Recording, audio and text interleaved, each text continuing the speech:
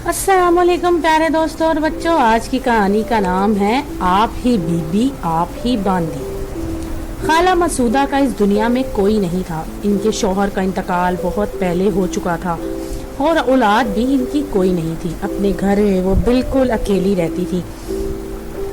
अकेलेपन से घबरा कर वो अक्सर आस पड़ोस के घरों में बैठ जाया करती और इधर उधर की बातें करके अपना वक्त पास करती।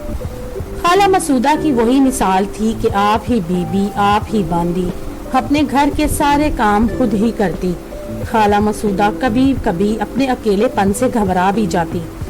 एक दिन उन्होंने सोचा कि क्यों ना अपने घर में परिंदे और कुछ पालतू जानवर पाल लिए जाएं ताकि इनकी देखभाल में वक्त अच्छा गुजर जाए।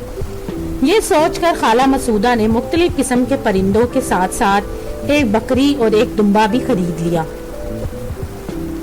परिंदों और पालतू जानवरों को घर में ले आने के बाद खाला मसूदा का वक्त अब पहले से बहुत अच्छा गुजरने लगा। परिंदों की चहचहाहट से इनके घर में रौनक सी हो गई।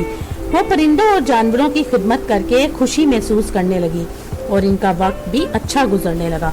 तो दोस्तों, अगर आपको ये कहानी पसंद आए तो मेरे चैनल को लाइक और सब्सक्राइब जरूर कीजिएगा।